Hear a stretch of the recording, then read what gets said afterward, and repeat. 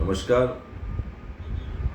ચોમાસું 2024ની અંદર ખાસ કરી અને ઓગસ્ટ અને સપ્ટેમ્બરની અંદર ભારેથી અતિ ભારે વરસાદ થવાના કારણે ખેડૂતોના પાકને નુકસાન થયેલું હતું.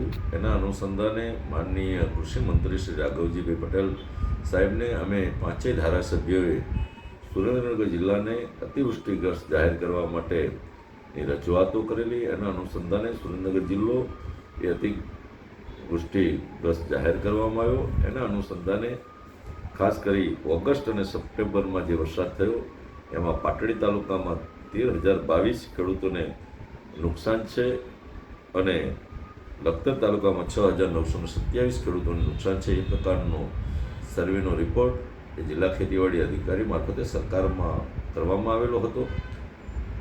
પરંતુ જ્યારે અરજી લેવામાં આવી એ પિરિયડની અંદર ઓક્ટોબરની અંદર પણ ફરીને વરસાદ થતાં પાટડીની અંદર ફરી 15,472 ખેડૂતોને અને લખતરમાં 9,730 ખેડૂતોને એ નુકસાન છે. એ પ્રકારનો ઓક્ટોબરનો સર્વે એ જિલ્લા ખેતીવાડી અધિકારી મારફતે સરકારમાં રજૂ થયો છે.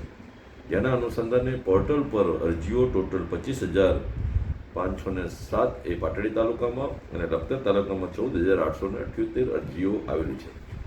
જે પૈકી ઓગસ્ટ સપ્ટેમ્બરનું જે નુકસાન હતું એવા ખેડૂતોને વળતર ચૂકવવામાં આવ્યું છે. પરંતુ ઓક્ટોબરમાં જે નુકસાન હતું એ ખેડૂતોને આજે પણ વળતર ચૂકવવાનું બાકી છે.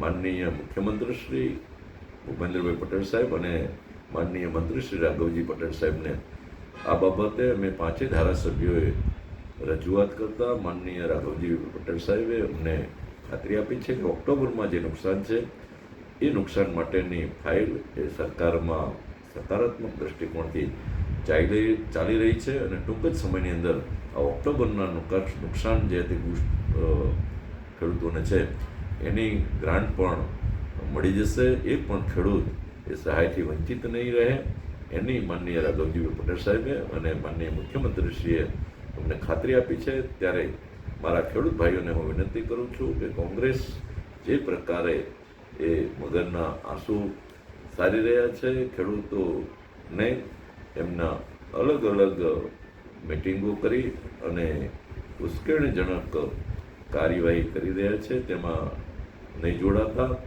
ખાસ કરી અને માનનીય ભૂપેન્દ્રભાઈ પટેલની ભારતીય જનતા પાર્ટીની સરકાર તમામ ખેડૂતોને એ વળતર ચૂકવવાની છે. ત્યારે આગામી સમયની અંદર એ વળતર ચૂકવશે એની હું સરકાર વતી ખાતરી આપું છું. આભાર.